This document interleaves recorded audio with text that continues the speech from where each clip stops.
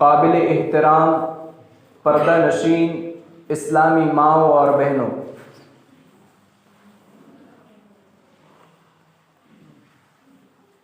میں نے آپ کے سامنے سورہ تحریم آیت نمبر 6 کی خطبہ مسنونہ کے بعد تلاوت کی۔ جیسا کہ آپ جانتے ہیں کہ موضوع چل رہا تھا کہ اپنے آپ کو اور اپنے اہل و عیال کو جہنم کی آگ سے بچاؤ۔ اس آیت کریمہ میں اللہ تبارک و تعالی نے فرمایا کہ اے ایمان والوں، اے وہ لوگوں جو ایمان لائے ہو، اپنے آپ کو اور اپنے گھر والوں کو جہنم کی آگ سے بچاؤ، جس کا ایندھن کل قیامت کے دن لوگ اور پتھر بنیں گے، اور اس جہنم کے رکھوالی کے لیے، اس جہنم کی دیکھ ریکھ کے لیے جو فرشتے مقرر کیے گئے ہیں وہ بڑے سخت دل فرشتے ہیں، اور وہ دکھنے میں بھی بڑے خطرناک ہیں، اور جو حکم ان کو اللہ کا ہو جاتا ہے، جو حکم اللہ ان کو دے دیتا ہے، وہ اس حکم کو بجا لاتے ہیں۔ اللہ کے حکم سے 1 انچ بھی وہ فرشتے نہیں ہٹتے۔ تو اللہ تبارک و تعالی اس آیت کریمہ میں ارشاد فرما رہا ہے کہ اپنے آپ کو اور اپنے گھر والوں کو جہنم کی آگ سے بچاؤ۔ ہر مسلمان مرد اور عورت پر یہ واجب ہے کہ وہ اپنے آپ کو جہنم کی آگ سے بچائے، وہ ایسے کام نہ کرے، اس راہ پر نہ جائے، وہ راہ اختیار نہ کرے، اس راستے پر نہ جائے جو راستہ اسے سیدھا جہنم میں لے جانے والا ہو۔ جہنم میں لے جانے والی چیز کون سی؟ سب سے پہلی چیز جہنم میں لے جانے والی شرک، بدعات، گناہ۔ انسان شرک پر مرتا ہے تو خلود فی النار ہے، جیسے اہل سنت و جماعت کا عقیدہ ہے کہ اگر شرک پر موت ہوتی ہے، شرک اکبر پر، تو کوئی شک نہیں کہ وہ ہمیشہ جہنم میں رہے گا۔ یعنی اگر شرک پر موت ہوئی، ہمیشہ کے لیے اس کا ٹھکانہ جہنم ہے۔ اور اگر توحید پر مرتا ہے، لیکن توحید پر مرنے کے باوجود گناہ کا کیا ہوا ہے، گنہگار انسان توحید پر قائم رہنے کے بعد اگر مرتا ہے، تو پھر تحت مشیت اللہ اس کا معاملہ اللہ کے ساتھ ہے۔ ان شاء غفر لہ و ان شاء عذب، اللہ چاہے گا تو اسے معاف کر کے جنت میں داخل کر دے گا، یا اللہ چاہے گا تو اسے سزا دے کر کے جنت میں داخل کر دے گا۔ تحت مشیت اللہ، اس کا معاملہ اللہ کے ساتھ ہے۔ لیکن ہمیں اپنے آپ کو جہنم سے بچانا ضروری ہے۔ اس کے لیے ہمیں اپنے آپ کو سب سے پہلے شرک سے دور رکھنا ہوگا، اپنے آپ کو ہمیں سب سے پہلے گناہوں سے دور رکھنا ہوگا، بدعات سے ہمیں اپنے آپ کو بچانا ہوگا۔ اسی لیے اللہ نے قرآن میں یہ خبر دے دی، اللہ نے قرآن میں یہ بتا دیا۔ سورۃ القارعہ 30واں پارہ، اللہ تبارک و تعالی نے فرمایا فَأَمَّا مَنْ ثَقُلَتْ مَوَازِينُهُ فَهُوَ فِي عِيشَةٍ رَاضِيَةٍ وَأَمَّا مَنْ خَفَّتْ مَوَازِينُهُ فَأُمُّهُ هَاوِيَةٌ وَمَا أَدْرَاكَ مَا هِيَ نَارٌ حَامِيَةٌ۔ جس کا ترازو نامہ اعمال سے نیکیوں سے بھر جائے گا، اس کے لیے جنت ہے، اور ہلکا ہو جائے گا نیکیاں کم گناہ زیادہ، ایسی صورت میں اس کے لیے ویل ہے، بربادی ہے، تباہی ہے، اور جہنم کی آگ ہے۔ ہمیں اپنے آپ کو، اپنے گھر والوں کو جہنم سے بچانا ضروری ہے۔ ہر انسان ذمہ دار ہے، اور کل قیامت کے دن اللہ تبارک و تعالی ہر مرد سے اور ہر عورت سے جو ذمہ داری اللہ نے دی ہے، اللہ تبارک و تعالی کل قیامت کے دن سوال کرے گا اور پوچھے گا کہ جو ذمہ داری اللہ نے دی ہے اس ذمہ داری کو کس طریقے سے اس نے ادا کیا۔ تو ہمیں سب سے پہلے اپنے آپ کو بچانا ہے، اس کے بعد ہمیں اپنے گھر والوں کو بچانا ہے۔ اچھا، کچھ ایسے بہت سے لوگ ہوتے ہیں جو یہ تصور کر لیے ہوتے ہیں کہ میں نے اپنے گھر والوں کو بہت سمجھا دیا، میں نے اپنے گھر والوں کو بہت بتا دیا، زبان سے سمجھا دیا، بتا دیا، اب اس کے آگے میں کیا کروں؟ ایک چیز سب سے پہلے آپ یہ جان لیں کہ صرف بتانا ہی ضروری نہیں ہے، ان کو روکنا بھی ضروری ہے۔ اگر آپ کے سامنے آپ کا بچہ اگر سامنے آگ بھڑک رہی ہو، سامنے آگ کے شعلے بھڑک رہے ہو، اگر آپ کا بچہ آپ کے سامنے اس آگ کی طرف بڑھ رہا ہو، تو کیا آپ اس کو صرف زبان سے یہ کہیں گے کہ نہیں نہیں بچے ادھر مت جا، وہ آگ ہے اس آگ کی طرف مت جا؟ نہیں، بلکہ ہم اسے دوڑ کر پکڑیں گے، اسے اپنے سینے سے لگائیں گے، اس طرف جانے سے اس کو روکیں گے، اس کو کھینچیں گے۔ اسی طرح ہمیں سب سے پہلے یہ جاننا ضروری ہے کہ صرف گھر والوں کو بتانا ہی نہیں، بلکہ اس طرف گناہ کی طرف، بربادی کی طرف اور جہنم کی طرف لے جانے والی جو خرابیاں ہیں ان چیزوں سے ہمیں اپنے گھر والوں کو پکڑنا اور روکنا ہے۔ اور پھر اس کے بعد سب سے پہلے تو یہ جان لیں کہ جنت بہت آسان نہیں ہے، جنت میں جانا بہت آسان نہیں ہے۔ اللہ تبارک و تعالی نے قرآن کریم کے اندر ارشاد فرمایا، وَلَنَبْلُوَنَّكُمْ بِشَيْءٍ مِّنَ الْخَوْفِ وَالْجُوعِ وَنَقْصٍ مِّنَ الْأَمْوَالِ وَالْأَنفُسِ وَالثَّمَرَاتِ وَبَشِّرِ الصَّابِرِينَ۔ اللہ فرماتے ہیں کہ ہم تم کو آزمائیں گے، جان سے، مال سے، تمہارے اوپر خوف ڈال کر بھی ہم تم کو آزمائیں گے، تمہاری جانیں ہلاک کر کے بھی ہم تم کو آزمائیں گے۔ ان تمام مصیبتوں میں، ان تمام پریشانیوں میں، ان تمام آزمائشوں میں میرے جو بندے صبر کر لے، اللہ کے رسول صلی اللہ علیہ وسلم آپ انہیں جنت کی بشارت سنا دیجیے۔ تو یاد رکھیں جنت بہت آسان نہیں اور جہنم میں جانا بہت مشکل نہیں۔ اللہ تبارک و تعالی نے جب جنت کو بنا کر تیار کیا، جہنم کو بھی بنا کر تیار کیا، تو حضرت جبرائیل علیہ السلام سے حکم دیا کہ جاؤ جبرائیل جنت اور جہنم کا معائنہ کر کے آؤ کہ جنت جہنم کیسی ہے۔ جب جبرائیل علیہ السلام جنت کا معائنہ کر کے آئے، جہنم کو دیکھ کر کے آئے، تو کہنے لگے اللہ تیری جنت تو بڑی خوبصورت ہے، بڑی حسین و جمیل ہے۔ اگر دنیا میں کسی تیرے بندے کے سامنے جنت کا نام لے لیا جائے، جنت کا ذکر کر لیا جائے، تو اللہ شاید ہی کوئی ایسا انسان ہو جو جنت میں جانے کی خواہش نہ کرے۔ اور اے اللہ جہنم اتنی خطرناک جگہ ہے، اتنی بھیانک جگہ ہے کہ اللہ کون ایسا آدمی ہوگا جو جہنم میں جانے کی خواہش کرے؟ اللہ نے کہا جبرائیل ابھی رکو، فرشتوں کو حکم دیا کہ فرشتوں جاؤ جنت کو ساری مصیبتوں، ساری پریشانیوں سے گھیر لو اور جہنم کے لیے آسانی ہی آسانی پیدا فرما دو، جہنم کو آسانیوں سے گھیر دو۔ اب فرشتے جاتے ہیں، جنت کو ساری مصیبتوں، ساری پریشانیوں سے گھیر لیتے ہیں اور جہنم کے لیے آسانی پیدا فرما دیتے ہیں۔ اللہ نے کہا جبرائیل اب دوسری مرتبہ جاؤ اور جنت کو دیکھو جنت کیسی ہے۔ اب جب دوسری مرتبہ حضرت جبرائیل علیہ السلام نے جنت کا معائنہ کر کے آیا، دوسری مرتبہ جہنم کو دیکھ کر کے آیا، کہنے لگے اللہ تیری جنت تو بڑی خوبصورت ہے، بڑی حسین و جمیل ہے۔ دنیا میں اگر کسی تیرے بندے سے جنت کا نام لے لیا جائے، کسی تیرے بندے کے سامنے جنت کا ذکر کر لیا جائے، تو اللہ کوئی ایسا انسان نہ ہوگا جو جنت میں جانے کی خواہش نہ کرے۔ مگر اللہ اتنی تکلیفیں، اتنی مصیبت، اتنی پریشانیوں سے جنت گھیر دی گئی ہے کہ کون آدمی اتنی پریشانی دنیا میں رہ کر اٹھائے گا؟ اللہ مجھے ڈر ہے کہ کہیں دنیا میں رہ کر انسان اتنی تکلیفیں اتنی پریشانیاں نہ برداشت کر سکے، اور مجھے ڈر ہے کہ کہیں تیری جنت جنتیوں سے خالی نہ رہ جائے۔ اور اے اللہ جہنم کے لیے اتنی آسانیاں پیدا فرما دی ہے، اتنی آسانیاں پیدا فرما دی ہے کہ کون آدمی ایسا ہوگا۔ اب تو اللہ مجھے ڈر ہے کہ شاید ہی کوئی ایسا آدمی ہو جو جہنم میں جانے سے بچ جائے۔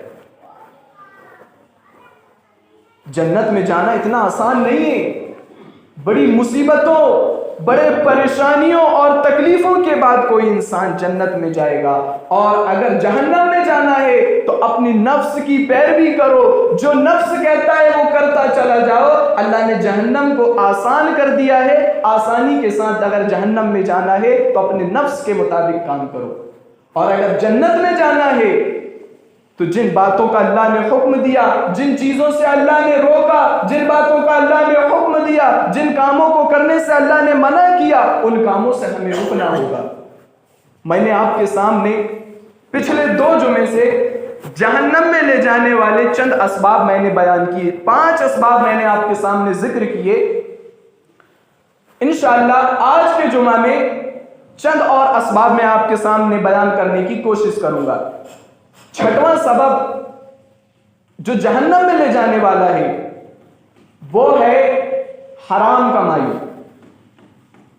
آج حلال اور حرام کی تمیز ہمارے ذہن سے اچڑ گئی ہے، حلال اور حرام کی تمیز آج ہمارے اندر باقی نہیں رہی کہ کیا حلال ہے اور کیا حرام ہے۔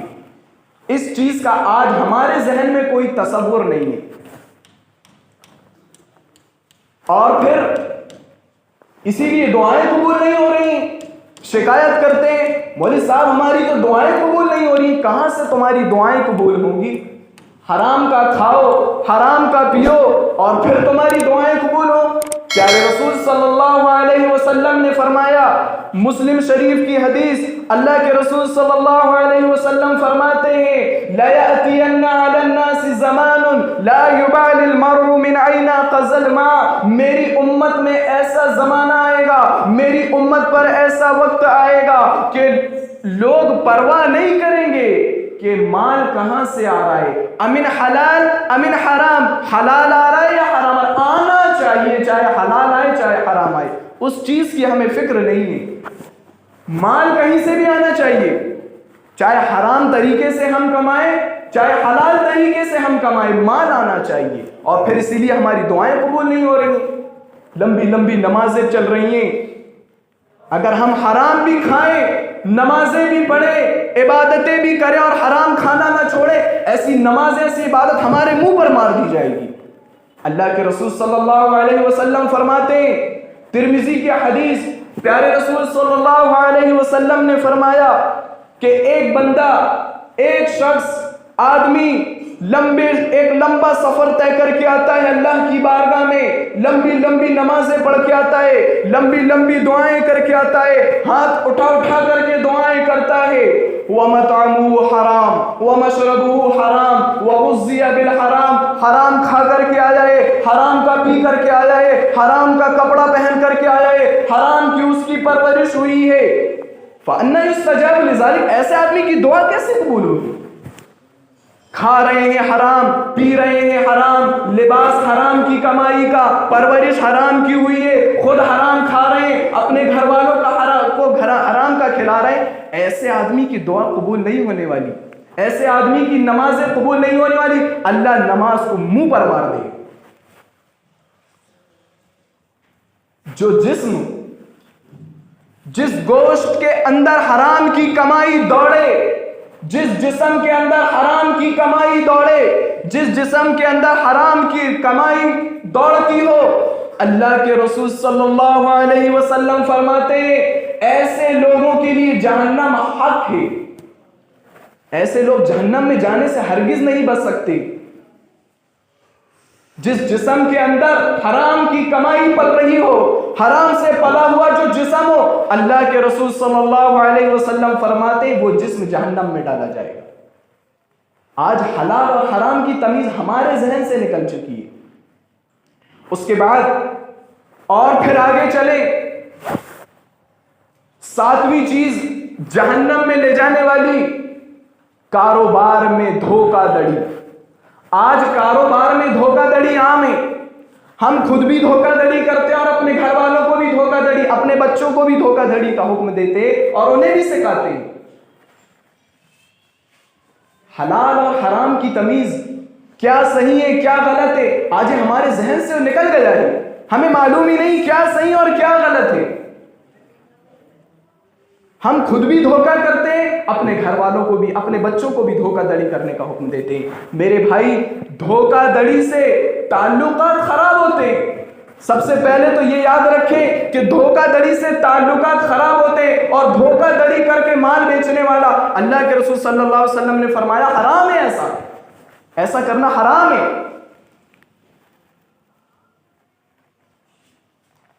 اور اس سے تعلقات بھی خراب ہوتے ہیں. اگر آپ نے کسی گدیدار کو مال بیچا، فریش مال بیچا ڈیفیکٹو مال کے ریٹ میں، ڈیفیکٹو مال بیچا فریش مال کے ریٹ میں، کل جب اس گدیدار کو پتہ چلے گا آپ سے لین دین بند کر دے گا.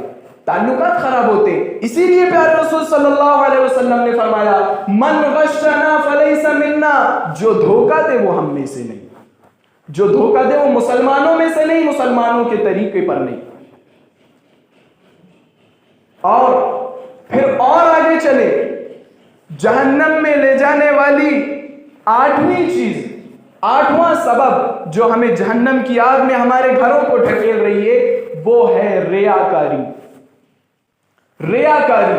مسجد تعمیر ہو رہی ہے، مسجد بن رہی ہے، ہم نے 1,00,000 روپے دیا. اب جب تک کہ پوری بستی میں، پورے محلے میں اور محلے کے ایک ایک گھر میں پتہ نہ چل جائے کہ حاجی صاحب نے 1,00,000 روپے دیے، تب تک کہ حاجی صاحب کو چین آنے والا نہیں، سکون ملنے والا نہیں. ریاکاری آج ہمارے اندر کوٹ کوٹ کر بھری ہوئی ہے. آپ ابھی نظر دوڑائیں، جہاں پر جو لوگ مظلوم لوگ ہیں، جو لوگ پریشان لوگ ہیں، آپ انٹرنیٹ کی دنیا میں دیکھیں کہ ان کی مدد باقاعدہ کر رہے ہیں. بہت اچھی بات ہے، مدد ہو رہی ہے، لیکن مدد کرتے ہوئے آپ دیکھیں اناج دے رہے ہیں، انہیں کپڑا دے رہے ہیں، کمبل دے رہے ہیں، ویڈیو بن رہی ہے. آپ نے لوگوں کو دکھانے کے لیے تو وہ ویڈیو بنایا، انٹرنیٹ پر شیئر کر دیا، لیکن اس غریب کی تو آپ نے سر عام ننگا کر دیا. کیا اس غریب کی کوئی عزت نہیں ہے؟ کبھی ایسا زمانہ تھا کہ کہا کرتے تھے کہ نیکی کر دریا میں ڈال، آج کہاوت ہے نیکی کر انٹرنیٹ میں ڈال، فیس بک میں ڈال، واٹس ایپ میں ڈال. آج یہ ریاکاری ہمارے اندر کوٹ کوٹ کر بھری ہوئی ہے. حضرت حسین رضی اللہ عنہ کے بیٹے علی ابن حسین زندگی بھر مدینے کے ایک ایک گھروں میں اناج پہنچاتے رہے، مدینے کے ایک ایک گھروں میں اناج پہنچاتے رہے. کوئی غلام کو نہیں بھیجا، کوئی نوکر کو نہیں بھیجا، اپنی پیٹھ پر لاد کر نبی کے نواسے، نبی کے اہل بیت میں سے حضرت حسین کے بیٹے جنہیں زین العابدین کہا جاتا ہے، یہی علی ابن حسین زندگی بھر مکہ مدینے کے ایک ایک گھروں پر اناج پہنچاتے رہے. گھر والوں کو پتا نہیں، بستی والوں کو پتا نہیں کہ کون مہینے کی پہلی تاریخ میں آ کر اناج ہمارے گھر کے چوکھٹ پر، ہمارے گھر کے دروازے پر رکھ دیتا ہے.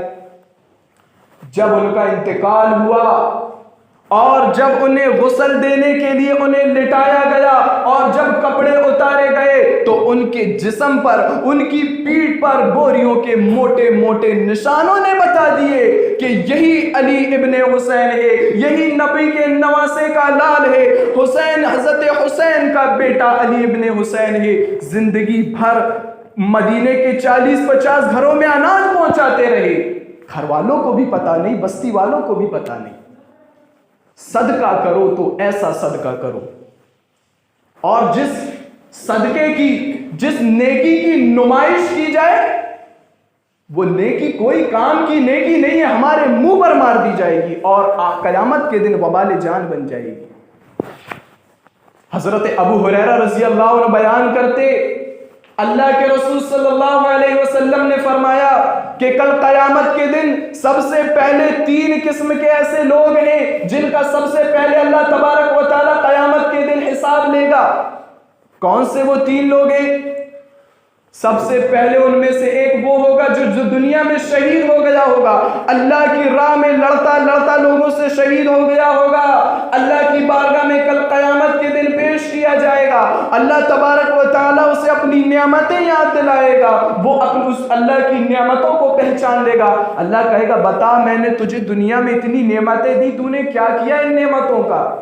وہ کہے گا اللہ تو نے مجھے نعمتیں دی، اللہ میں تیری راہ میں لوگوں سے لڑتا رہا، میں نے تیری راہ میں اس کے لیے لوگوں سے لڑا اور اس حالت میں میں شہید کر دیا گیا۔ اللہ کہے گا تو جھوٹ بولتا ہے، تو نے تو جنگ اس لیے کی، تو لوگوں سے اسی لیے لڑا کہ تجھے لوگ بڑا بہادر کہیں، ایسا ہی ہوا، تجھے دنیا میں لوگوں نے بہادر کہہ دیا۔ اللہ کہے گا فرشتوں سے جاؤ اس کو گھسیٹتا ہوا، منہ کے بل گھسیٹتا ہوا جہنم میں لے جاؤ۔ دوسرا شخص اللہ کے حکم سے بلایا جائے گا، وہ ہوگا جس نے دنیا میں دین کا علم سیکھا ہوگا، جس نے دنیا میں اللہ کی رضا کے خاطر قرآن کو یاد کیا ہوگا، قرآن کو حفظ کیا ہوگا، لوگوں کو اچھی اچھی باتیں بتایا ہوگا، اللہ کے حکم سے پیش کیا جائے گا۔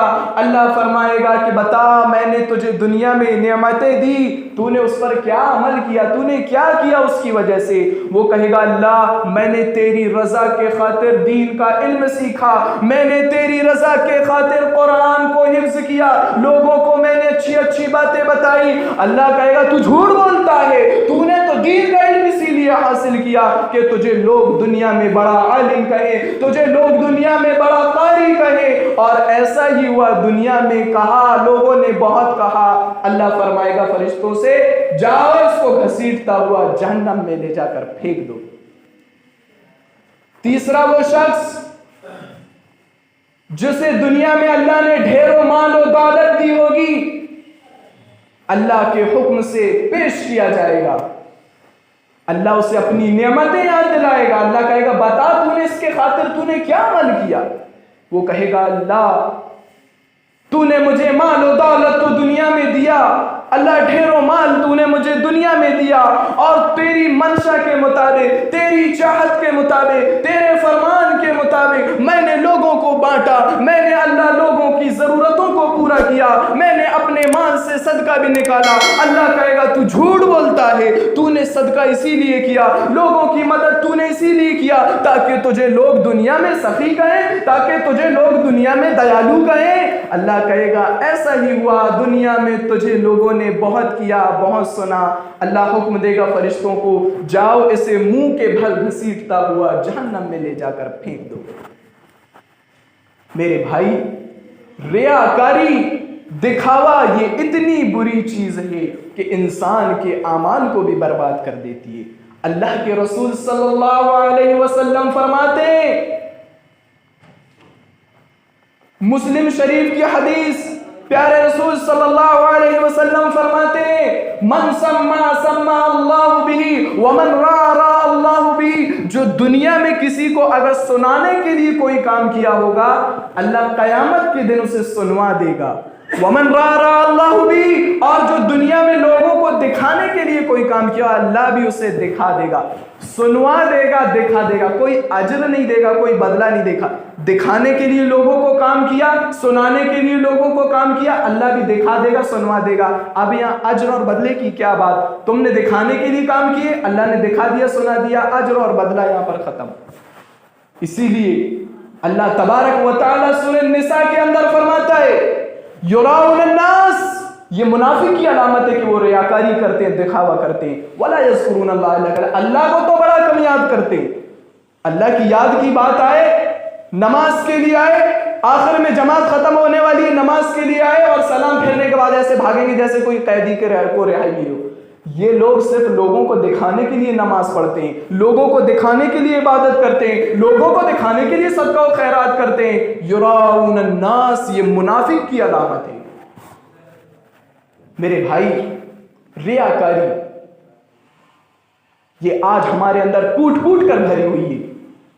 اس کے بعد پھر اور آگے چلیں، نبی چیز جہنم میں لے جانے والی اور ہمارے گھروں کو جہنم میں ڈھکیلنے والی، تکبر اور گھمنڈ. ذرا سا پیسہ کما لیا، صاحب کے ماتھے سے شکن نہیں جا رہی ہے. ذرا سا پیسہ کما لیا، مال کما لیا، ہمیشہ مزاج 7ویں آسمان پر رہتا ہے، رخ نہیں مل رہے ہیں صاحب کے. اللہ تبارک و تعالیٰ سورہ بنی اسرائیل کے اندر اللہ فرماتا ہے وَلَا تَمْشِي فِي الْأَرْضِ مَرَحًا، زمین پر اکڑ کر نہ چلنا، زمین پر اکڑ کر نہ چلنا. إِنَّكَ لَن تَخْرِقَ الْأَرْضَ، تم زمین کو پھاڑ تو نہیں سکتے. وَلَن تَبْلُغَ الْجِبَالَ طُولًا، تم آسمان پر تو نہیں چڑھ سکتے. تمہارے پیر، تمہارے قدم اتنے لمبے تو نہیں ہو گئے ہیں کہ تم آسمان پر چڑھ جاؤ، آسمان پر تم پہنچ جاؤ. گھمنڈ کس بات کا؟ تو پھر غرور کس بات کا؟ میرے بھائی، اسی لیے حضرت لقمان نے اپنے بچے کو نصیحت کرتے ہوئے فرمایا، سورہ لقمان کے اندر حضرت لقمان نے اپنے بچے کو نصیحت کرتے ہوئے فرمایا وَلَا تُصَعِّرْ خَدَّكَ لِلنَّاسِ وَلَا تَمْشِي فِي الْأَرْضِ مَرَحًا، کہ اے میرے بیٹے زمین پر اکڑ کر نہ چلنا، لوگوں سے گال کھلا کر نہ ملنا اور زمین پر اکڑ کر نہ چلنا. ان اللہ لا يحب كل مختال فخور، اللہ گھمنڈی لوگوں کو پسند نہیں کرتا، اللہ تکبر کرنے والوں کو، مغرور لوگوں کو اللہ پسند نہیں کرتا. زمین پر کبھی اکڑ کر مت چلو. اور اللہ کے رسول صلی اللہ علیہ وسلم فرماتے ہیں کہ اللہ تبارک و تعالی جب قیامت کا دن آئے گا تو ایسے یہ جتنے مغرور لوگ اور یہ جتنے گھمنڈی لوگ ہیں نا، اللہ تبارک و تعالیٰ ان کو سزا دے گا. اللہ سزا بھی گناہ کے حساب سے دیتا ہے، جیسا گناہ ویسی سزا، جیسی کرنی ویسی بھرنی، جرم جیسا ہے سزا ویسی ہی ہوگی. اللہ کے رسول صلی اللہ علیہ وسلم فرماتے یحشر المتکبرون یوم القیامہ، کہ یہ جتنے جو گھمنڈی لوگ ہیں، جتنے جو یہ تکبر کرنے والے لوگ ہیں، قیامت کے دن اللہ تبارک و تعالیٰ انہیں چیونٹیوں کے برابر بنا دے گا، چیونٹیوں کے برابر. امثال الزر فی صور الرجال، چہرہ انسان کی طرح ہوگا اور سائز چیونٹیوں کے برابر ہوگا. جو اتنا بڑا تھا اللہ نے اسے اتنا چھوٹا سا کر دیا. میرے بھائی، گھمنڈ غرور کس بات کا؟ اللہ تو کہہ رہا ہے کہ اے گھمنڈیو، زمین پر اکڑ کر تم ہرگز مت چلنا. ان اللہ لا يحب كل مختال فخور، اللہ گھمنڈی لوگوں کو پسند نہیں کرتا. کس بات کا ہمیں گھمنڈ، کس بات کا ہمیں غرور؟ یہ جسم مٹی کا بنا ہوا، یہ جسم ایک دن مٹی میں ہی جا کر ملنا ہے. غرور کس بات کا؟ اگر کبھی اپنی مال و دولت پر، کبھی اپنے جسم پر، کبھی اپنی صحت پر، اپنی دولت پر اگر گھمنڈ آنے لگے، میرے بھائی ایک چکر قبرستان کا لگا کر کے آ جانا. کتنے بڑے بڑے، کتنے امیر زادے آج مٹی میں ملے ہوئے پڑے ہیں، کتنے مال و دولت والے لوگ، کتنے پہلوان لوگ آج مٹی میں پڑے ہوئے، مٹی میں دبے ہوئے. غرور اور گھمنڈ کس بات کا؟ اور پیارے رسول صلی اللہ علیہ وسلم فرماتے یہ جتنے جو یہ گھمنڈی لوگ ہیں، کل قیامت کے دن انہیں جو سزا دی جائے گی، جو عذاب دیا جائے گا، ان کے لیے قیامت کے دن الگ سے ایک جیل بنا ہوا ہوگا، الگ بیرٹ میں انہیں رکھا جائے گا. یہ جتنے جو مغرور لوگ ہیں نا، ان کو الگ سے ایک جیل میں رکھا جائے گا، الگ سے ایک کمرے میں رکھا جائے گا. وہ پورے کمرے کے چاروں طرف سے آگ ہی آگ ہوگی اور انہیں ایک ڈرنک دیا جائے گا. کون سا ڈرنک ہوگا؟ یسقون من اسارت اہل النار، جہنمیوں کے بدن سے نکلنے والا پیپ اور مواد ان گھمنڈیوں کو پلایا جائے گا. اللہ تبارک و تعالی ہم سب کو تکبر سے بچائے. 10ویں اور آخری چیز جہنم میں لے جانے والی وہ ہے اللہ اور اس کے رسول کی نافرمانی. آج ہم اپنے گھروں کا چکر لگائیں، گھروں کے اندر ہم نظر دوڑائیں، قدم قدم پر اللہ اور اس کے رسول کی نافرمانی ہو رہی ہے. ہم اور الحمدللہ ہم دعویٰ بھی کرتے ہیں ہم قرآن حدیث کے ماننے والے، ہم اللہ اور اس کے رسول سے محبت کرنے والے، اور اللہ اور اس کے رسول کی نافرمانی.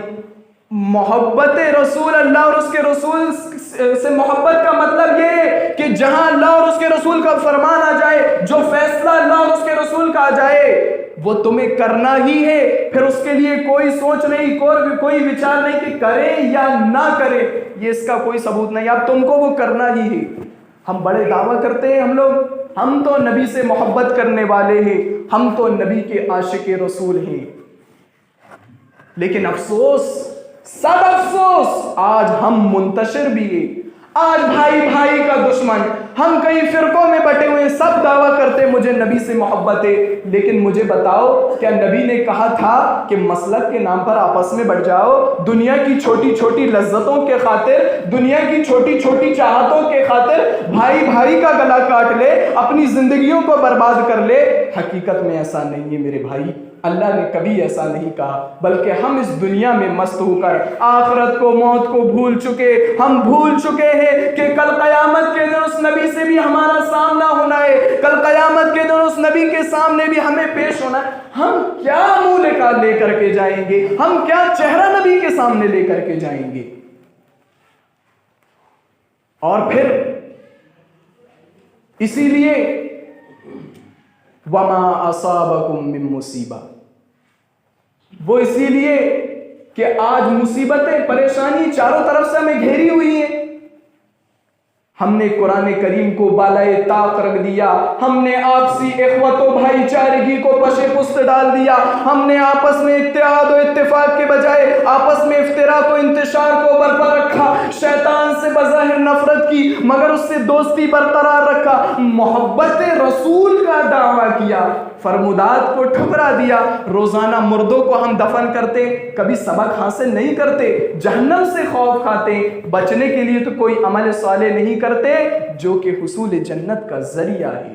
میرے بھائی، تو یہ چند چیزیں تھی، 10 چیزیں جو بنیادی سبب میں نے آپ کے سامنے بیان کی، باتیں تو بہت ساری ہیں، لیکن یہ جو چند چیزیں جو ہم اپنے گھروں میں خاص طور پر دیکھتے ہیں، جن چیزوں سے ہمیں بچنا نہایت ضروری ہے۔ اللہ تبارک و تعالیٰ سے میں دعا گو ہوں کہ الہ العالمین تو ہمیں دین کی صحیح سمجھ عطا فرما، اللہ تبارک و تعالیٰ تو ہمیں حلال روزی کمانے کھانے کی توفیق عطا فرما، اللہ رب العالمین تو ہمیں حرام کمائی سے بچا، جب تک کہ اس دنیا میں رکھ، ایمان بالخیر پر رکھ، جب دنیا سے خاتمہ ہو ایمان بالخیر پر ہو، زباں پر کلمہ جاری رہے، لا الہ الا اللہ محمد رسول اللہ، وآخر الدعوانا الحمد للہ رب العالمین۔